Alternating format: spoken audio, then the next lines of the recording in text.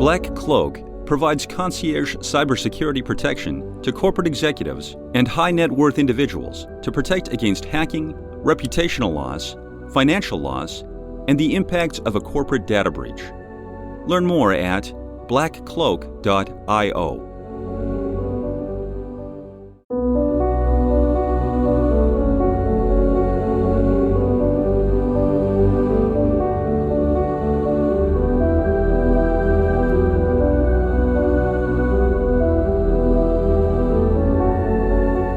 Everybody, welcome back to another episode of Redefining Society and Technology podcast. And if you guess the topic today, I will give you the money back because it's free and because I know you're going to be guessing. We're going to talk about AI again. There is a reason for it. I mean, big things are happening in our society, in the way we do things. The things we love, the things we fear, and the things that we live with. And that is called AI, in particular, I think, generative AI. I guess all my listeners, they have at least tried to interact with it. I don't know if you do it as much as I do or other people that use it every day, but at least I hope you get a feeling of what it is, what it can do. One of the big conversation, and I reflect on that all the time, philosophically, sociologically, is what makes us human and stay that way versus, embracing and giving our memories to artificial intelligence, our logic to artificial intelligence, and giving task. I think it's creativity. Emotion, that's what it keeps us human. And that's kind of what we're going to talk about today with Maya Ackerman, Dr. Maya Ackerman, actually. She has a beautiful piano in the background, which inspired me from a creative perspective, of course. And she wrote a book, which will be launching very soon. And it's called Creative Machines, AI, Art, and Us. So, Maya, welcome to the show. Thank you so much for having me, Marco. It's such a pleasure to be here. I have been looking forward for this conversation because you put the word creative, you put machine, you put AI, art, and us, which, humanity. I'm assuming we're not aliens or robots. I don't know. I didn't have you do the filter like, are you a robot before you got here, but I can tell that you're real. So a lot of words that I live by every day, and you put it all together in one title. So let's start with who you are and why you decided to write this book, and then we dive into the topic. Well, I have been very, very fortunate in my life about 10 years ago, so in 2015, to make a very risky decision to switch my research field as a first-year professor. I was at Florida State University, and I decided that I'm going to switch to this little-known field called computational creativity. And I was told by my employer that it's not something I'm supposed to do. It's not what I was hired for, to do this unpopular stuff. But I decided to switch to computational creativity, which was the academic precursor to generative AI. And as a result, at the end of 2022, when generative AI was blowing up, I'd wake up every morning wondering whether I've hallucinated my entire existence. Pun intended with hallucination, I guess. First line of my book. Okay, so you've been looking at this before it was even cool. Well, I mean, AI has been around for a very long time in terms of something that we were aiming to in computer science for sure. I mean, we can go back into the 50s with that concept. But now we got the computer power to actually do that, and that's where we are. So how did that choice paid off for you? It's been a journey. In 2015, the reason that I ended up switching into this field is I was fortunate enough to see Harold Coyne on stage showcasing his system Aaron, showing this beautiful art that his machine made. And then Aaron was Harold Cohen was screaming on stage, screaming that other people were calling his system creative, but he is a creative one. And I had no clue. I had no idea, no point of view. I knew nothing about the field, but I got mesmerized. I got pulled into this idea. Machine being creative? Is it real? Is it not? Is it really him? And in 2017, I was very fortunate to open one of the earliest generative AI startups in the world called WaveAI, where we build tools to help people write songs.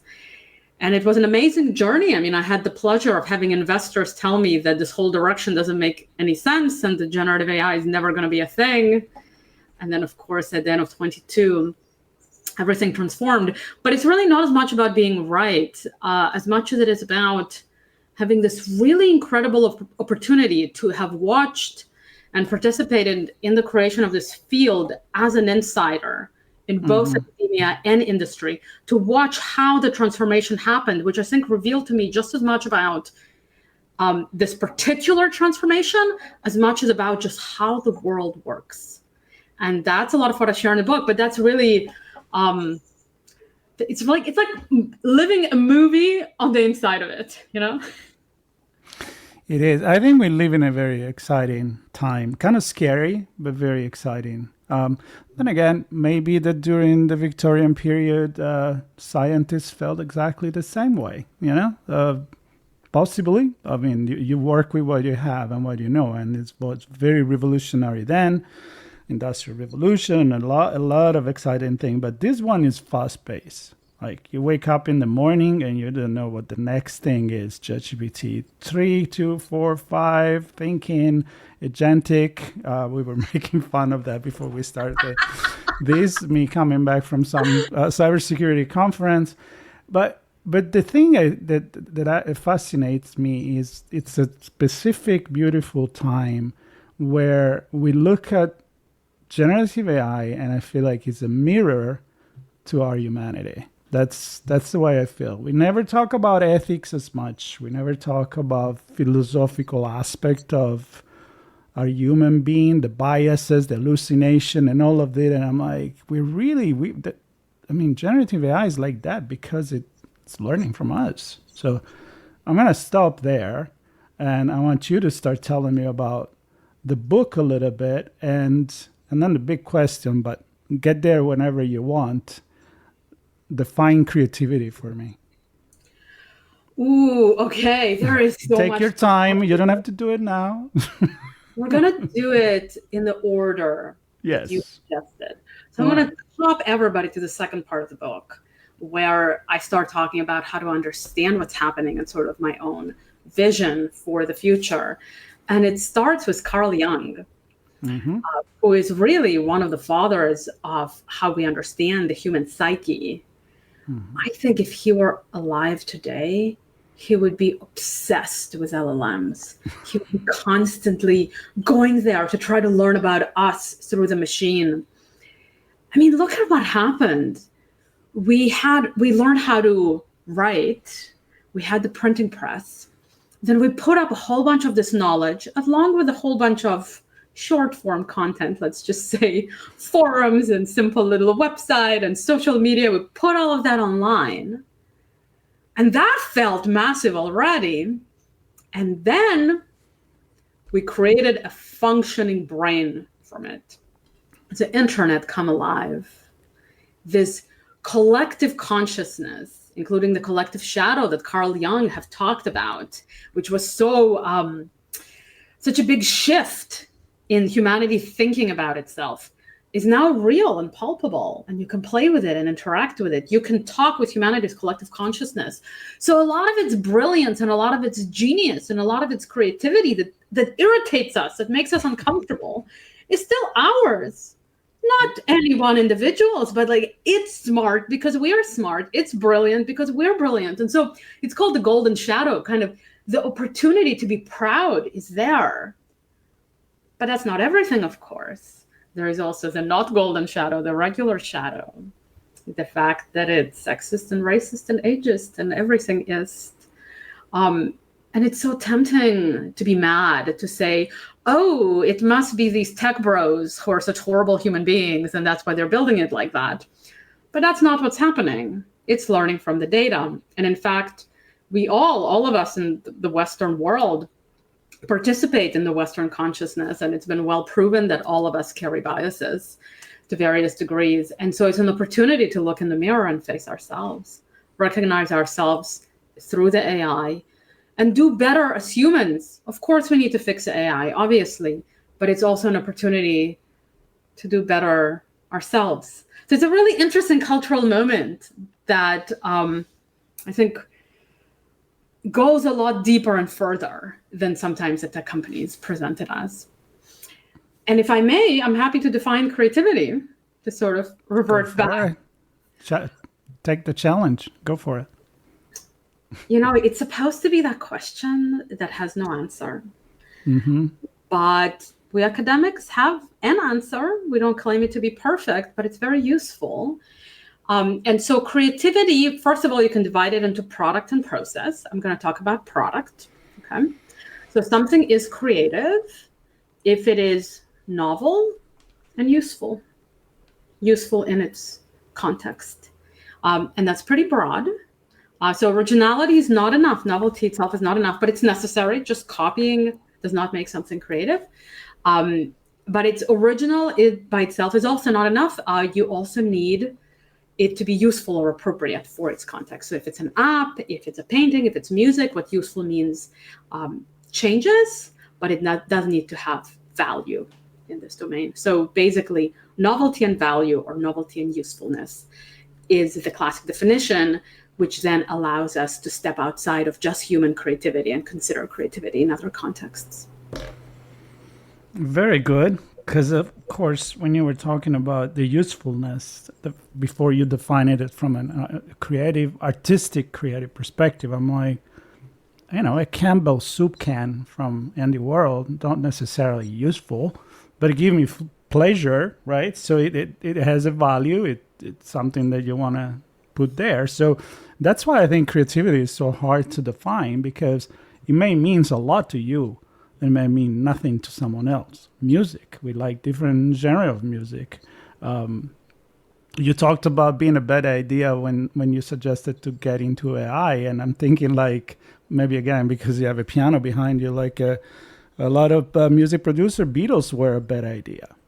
Go back and and ask them what they think about it now, right? There's people that didn't sign up the Beatles. There's people that didn't sign J.K. Rowling because they didn't see Harry Potter, the value in it, but some people did. And look how much value it is, and it's certainly creativity. So it's very hard, and that's why the question is $1 million question to ask, how do we define creativity? Because you define it from an academic perspective. Other people, maybe they define it differently. Maybe there is the unpredictability in the definition as well. The emotion aspect of it. I think you're referring to divergence here, which is really central to creativity. Almost the whole point of creativity is that you have this vast open space of new possibilities, like the sky, and you don't a priori know what's going to have value, right? Otherwise, it wouldn't be novel, right? So there's like this inherent tension. And it takes bravery and guts and the willingness to fall flat on your face to engage in something creative. So it's very complicated, right? We can try to put something down, but we can never get rid of the magic. Yeah. And do we have to? I mean, I'm okay to live with the unknown of what creativity really is, as long as maybe it makes me feel something when I see something, or I hear something, or I touch something.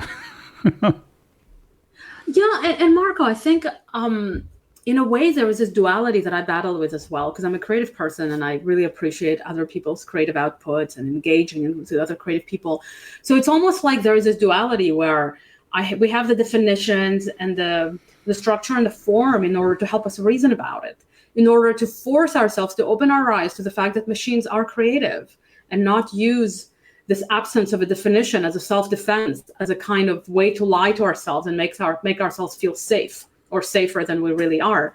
But at the same time, Marco, like, that doesn't mean that we're not in awe, that we're not shocked and stunned and infinitely surprised, right? So it's a kind of like, what I try so hard to do in the book is to kind of have the both left and right brain, which is a misnomer, but, you know, just to get the point across. I talk about the details to help people think about it and reason about it and really face the reality of what we're dealing with today so we can make responsible decisions. But it's also about soul and heart and humanity and leaving a lot of room for the magic. Yep. So I noticed that in the two definition, I throw it there, but it's not necessarily what you listed, the emotion. The experience of, you know, loss, love, sadness, happiness. And when we think about machines, I've said that many times, I'm like, well, they're not experiencing that. They can experience it through us. Like I can use generative AI to brainstorm an idea for a kid short story, like magical kid short story, which I write. And be surprised by, holy shit, this is really creative. But then I'm like, did it just fish it from some other creativity out there? Or is it really, you know, it's a probability, and I know it's a probability, that came up with it.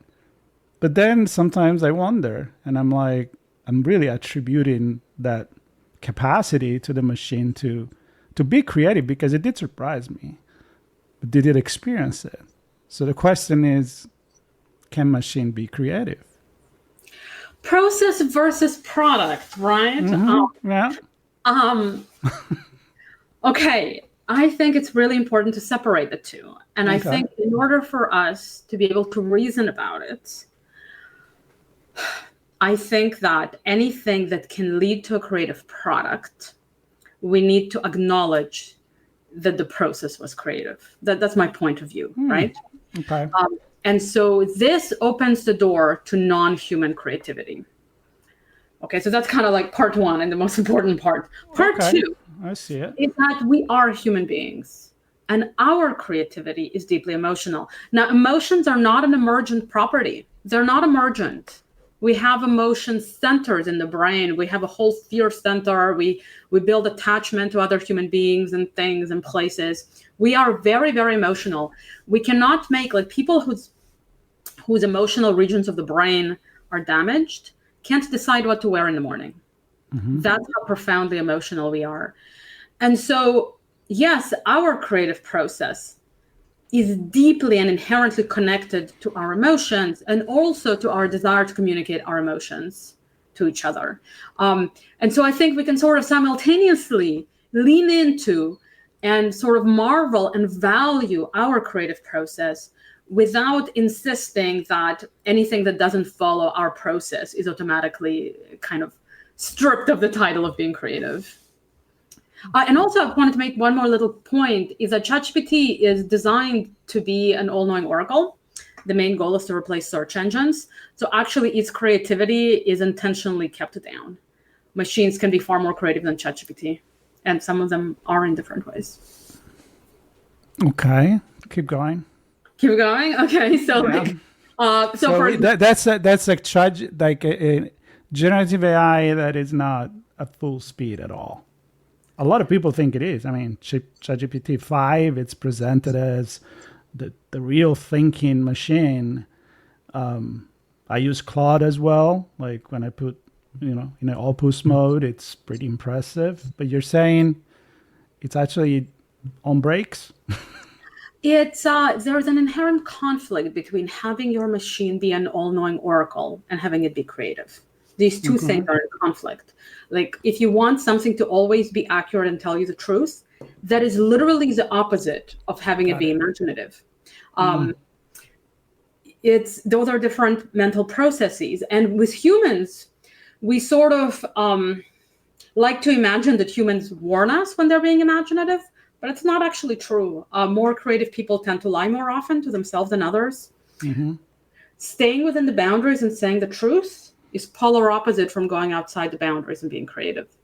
And what OpenAI decided to do on purpose is to lean towards the search replacement direction, which means that they on purpose, the way that you construct the machine, the way you construct the brain, if you're optimizing for this use case, is polar opposite from the decisions you make if you're trying to build a creative machine. So zooming in, for example, to a very specific use case, lyrics writing. Try using ChatGPT for lyrics writing. It's very consistent, very repetitive, ABAB rhyming pattern. It has this recognizable vibe. It seems really cool the first 2-3 times you use it until you realize that you can't get anything else. It's kind of locked in this very rigid. Which I feel the same when you're writing creative as well. Yes, exactly. It kind of has this template-y, very specific. After a while, like I can't read LinkedIn posts anymore. They're all the same because they're all edited with ChatGPT. Like it's designed to be convergent, right? Whereas like the system that we built back in 2020 for lyrics writing, it's still far more creative. It's a tiny model compared to ChatGPT. It's specifically for lyrics, but it's designed to be divergent. And it doesn't try to do lives of universe and everything. It just tries to do lyrics. And there are other examples, like Midjourney, for example, is a very, very creative system, gets really simple things wrong, but every time you get something really creative. So it's please do not measure the creativity of AI with the creativity of ChatGPT. I love that, and I gotta be honest. It's the first time I talk about this with someone. I had a lot of AI conversations, so that I'm very fascinated by that because it makes me think. I mean, it makes a lot of sense. So I like to think that the hallucination and the imperfection is what actually makes the generative AI more human, because I don't know sometimes where that creative idea came from. It just came. Like, I can't go and read Edgar Allan Poe and asking, how did you come out with the pendulum or the raven? And it's so out of this mind, or Van Gogh and the way that, there is almost some, I'm not saying that they were crazy, but their brain was definitely somewhere different, and that's where the creativity comes from. So when you say, in order to be honestly very creative like the generative AI, you need to unleash it, and I'm sure some crazy stuff's gonna come out, but crazy not in a negative way, in a very innovative, valuable novelty kind of way. And right now you're right, it's just following the pattern. And you can't expect more than that. Then I need to go in there and be like, okay, you know what? We can go a little bit more fantastic than this. You don't need to be so conservative on that, because I'm not bounded by the rule of reality if you're writing about magical things, or if you're writing music or anything like that. Otherwise, it's just, a repetition. So is that part of your assumption in the book about hallucination are part of... Hallucinations are my number one most favorite topic in humans and machines. They have this horrible reputation in both, right? Like it's associated with like insanity and manipulation and being bad, because as if being good is following rules and being a good industrial revolution machine that just does everything right for machines and humans. Oh, perfect, right? Perfect. Yeah. So it's I almost feel like we're entering a new age where these machines are desperately trying to be imaginative. In fact, that's their power, is that they are imaginative, that they're not just following rules. We're calling it probability derisively, but what do you think is happening inside of our skulls, right? The point is that it's designed inherently in a way that explores new possibilities, that goes to new places, and that is our superpower. We need to change how we think about machines. We need to stop wanting them to be all-knowing oracles. It's a dangerous proposition because it gives too much power to those companies. Those companies are literally telling us what to believe if we trust these machines. But if instead we build them and approach them as something to help us see new possibilities, as something that's allowed to be wrong, that's allowed to be imaginative, the power is so much stronger, because that's inherently what this technology is all about. And also for ourselves, maybe it's time that we stop being rigid machines that follow the rules and go to work 9 to 6:30 and then do this and then do that, everything perfectly right. But like a little bit of this pre-industrial age freedom that I think these machines are pulling us towards. So both us and the machines need more freedom to imagine. And I think we need to reclaim the word hallucination as well, because it really captures this idea of going outside of the normal and re-envisioning reality in a way that's going to work better for us today. And that's exactly all the innovation in art and invention and technology. There's always people that wanted to challenge the status quo. I love working a lot in cybersecurity. I love the word hacking. For me, hacking and hackers is not negative. I've been defending the hacker community, the good guys, for the longer time. I call them cyber criminal because hacking is a superpower.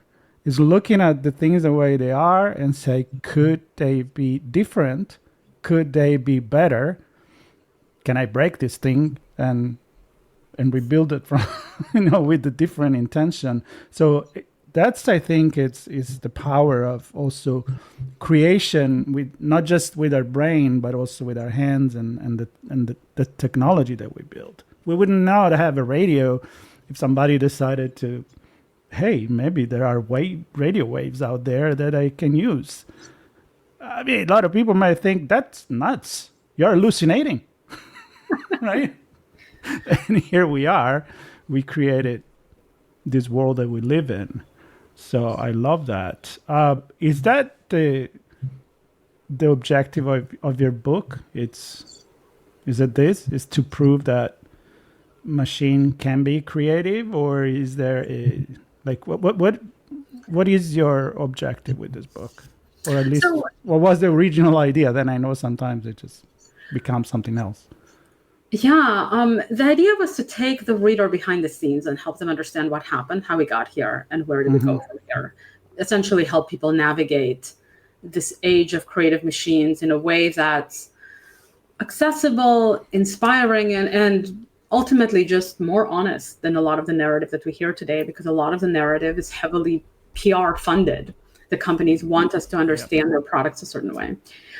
In the process, it's essential to argue that machines can be creative because it's a starting point and it gives us common language. So I do spend a few chapters kind of walking you through the journey and helping you appreciate the type of non-human creativity that these machines have.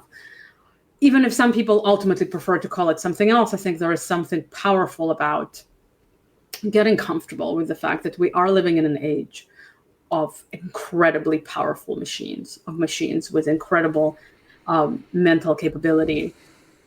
And then from there, how do we coexist with them in a way that's actually better for us? Because in the end, we build these machines. We built them, and we build them for humans. So how do we do it in a way that works? And how do we bring all the different stakeholders together to align on a vision that's hopefully, at least in many ways, takes us to a better way of living than to a worse one? Good point. Which makes me think about a conversation I just had yesterday. So, which means in my time machine right now in my brain, your conversation is going to be published when that one is already beyond. And it's a book called AI-cracy, which is somebody, really smart guy down in Tel Aviv, telling me the story of how he's imagining this government where there are 3 powerful AI machines that are kind of helping to govern society. Not by actually acting and creating the law, but being kind of the receptive receiver points of everybody in the society that wants to put an input in it, and then they will bring it to the government. It's very utopic or dystopic if you want to. But the thing is, there are people out there, and you are one of those, that are thinking about the effect on society. And I think one of the reasons why they're blocking the power of this and they're kind of like watered down is because, of course, I think we still need to understand what what they can do for or to our society, right? If all of a sudden they're creating a very creative, reality that has nothing to do with being fact checked, I think it will be very, very, very disturbing for for a big portion of our society. So maybe you need one generative AI for something and another generative AI for something else, not just a general one. Absolutely. This whole like coalescing all of them into one is absurd. It's absurd. It's really leaning into this AI as God vision. It can do everything. It'll do your videos and your images and answer all your questions perfectly. And your shrink. And your shrink, of course, and your best friend and your lover sometimes. Yeah. Like, you don't want to give that power to anybody or anything.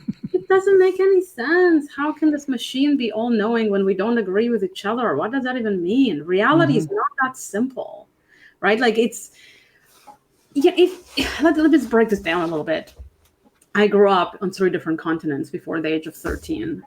And the way World War II is talked about, you would not recognize the historical event. It's completely different. Are any of them lying? Well, maybe a little bit, but not a lot. They're just sharing their point of view, what they consider important.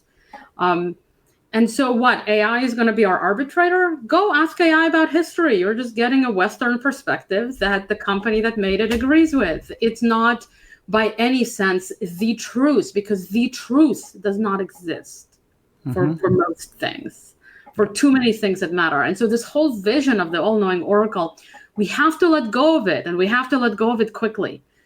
Somebody wants to know what an AI thinks, by all means, right? But just don't take it so seriously, Like, it's going to hallucinate. It's going to express a point of view that agrees with its shareholders.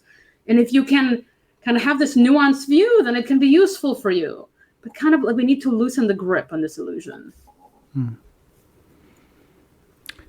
Are we going in the right direction right now? Is there understanding? I mean, you wrote a book to open up that. For most people, and it's presented like a black box.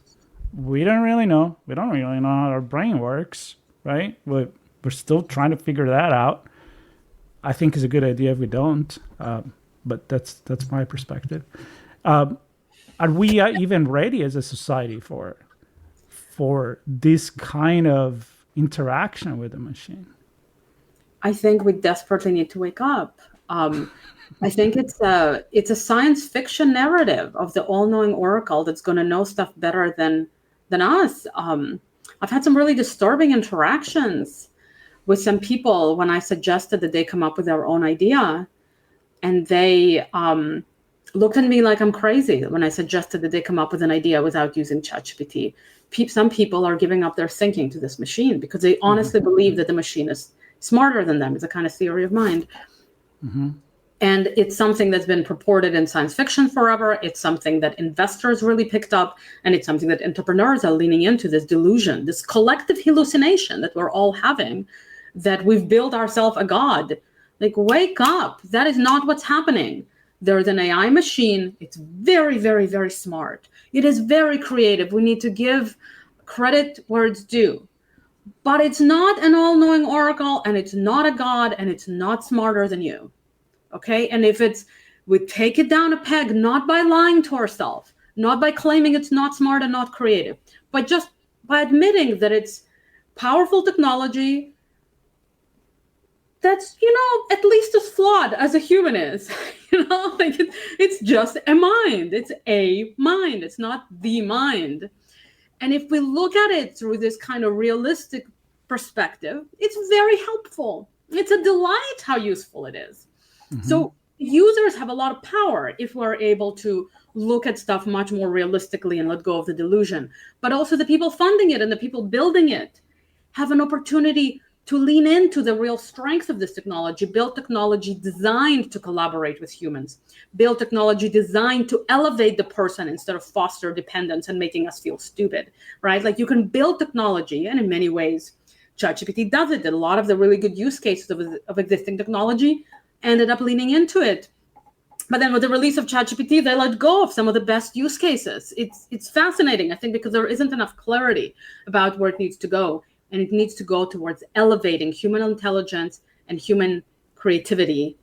And that's how we build a world that's actually better with this stuff. Mm-hmm. It kind of concerns me, the fact that we kind of start referring to generative AI as ChatGPT. It's kind of like the Kleenex or the Xerox, or, you know, when a brand become the name of the product, usually it's a really good thing for the brand. If you come from branding, you know that. And in this case, I'm wondering if we need a more healthy competition into having multiple generative AI, some better for one thing, some better for another, versus giving this oracle omnipotent role to just one particular machine. I mean, I play with two right now, and I feel relief when I do that. Maybe I need a third one. Well, we can talk a little bit about the landscape. So fundamentally, so first of all, yes, 100%. We need to let go of the idea that generative AI equals ChatGPT. It's so absurd. It is such an absurd thing. And thank you. I thought I was crazy saying that. No, you're 100% right. But then the convergence in thinking doesn't actually reflect the top thinking in our world. It reflects a consolidation of power, okay? It reflects the fact that investors don't understand this technology and can only see one thing. And as a result, where the money gets poured are just copies of each other, okay? We have so many LLMs. They're all copies of each other. They all have the same interface. They're all trying to replace search engines. Are you kidding me? When I joined this field 10 years ago, we had so much more diversity in tools. They were all inside of academia. They didn't have big marketing budgets. But human imagination is so much wider than the way that generative AI is so rigid today. Luckily, we still have some interesting product, like Midjourney is a more divergent system, right? That system, a lot of people who actually make visual content tend to prefer Midjourney because it's more imaginative. But what do the LLMs do? They build image models that are very literal. They try to be as accurate as possible. Mm-hmm. Oh my goodness. Like, why are we trying to just replace search engines? We already have search engines. Why don't we take this stuff and create different stuff that's interesting?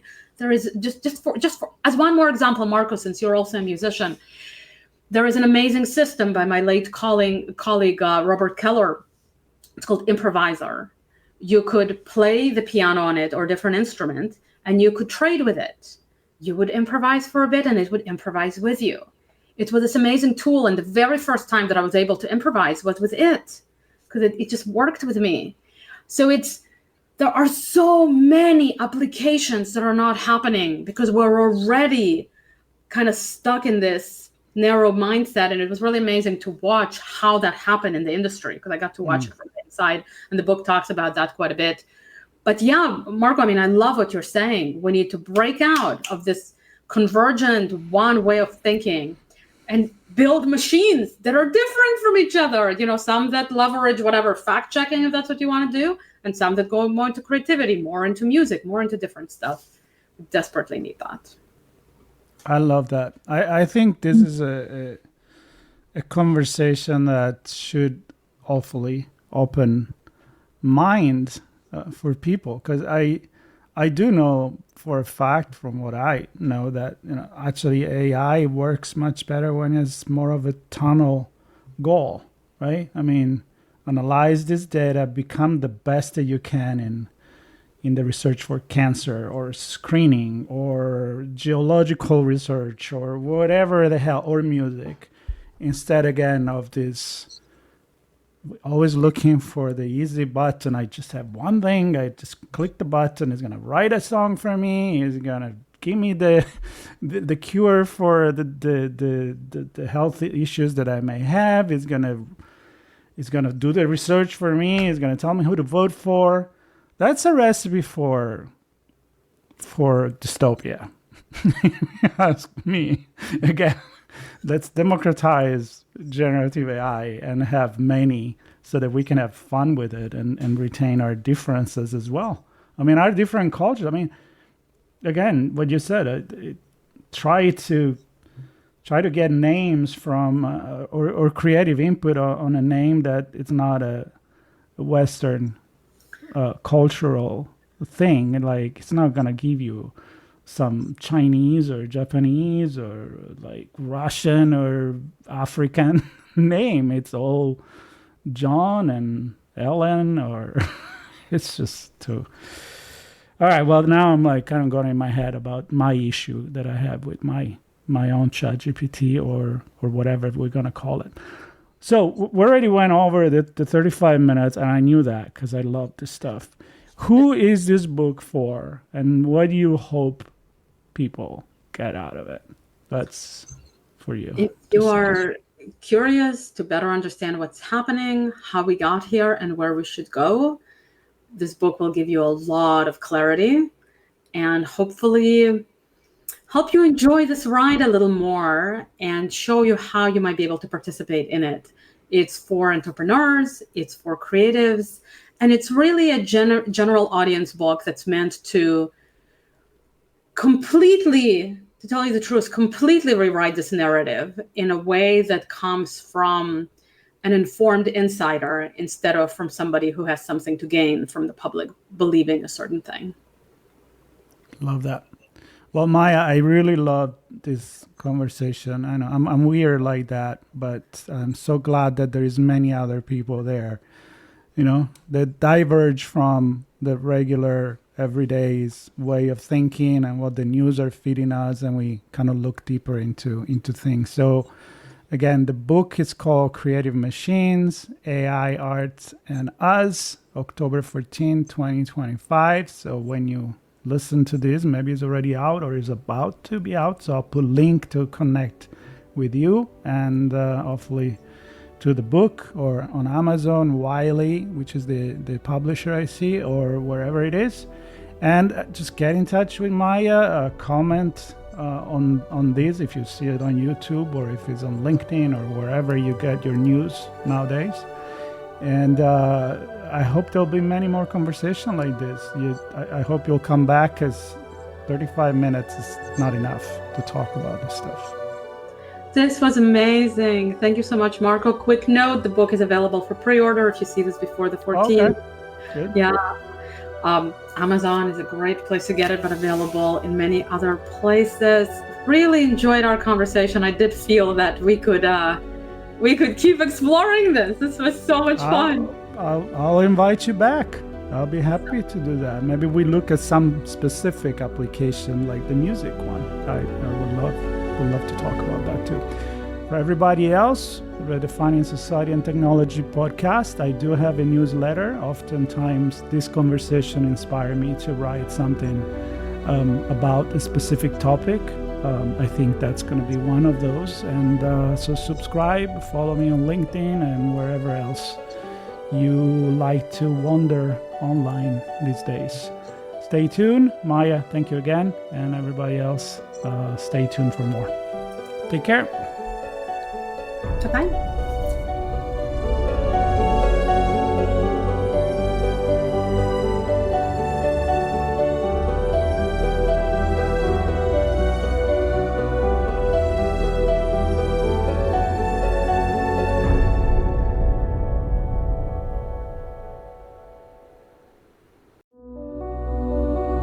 Black Cloak provides concierge cybersecurity protection to corporate executives and high net worth individuals to protect against hacking, reputational loss, financial loss, and the impacts of a corporate data breach. Learn more at blackcloak.io.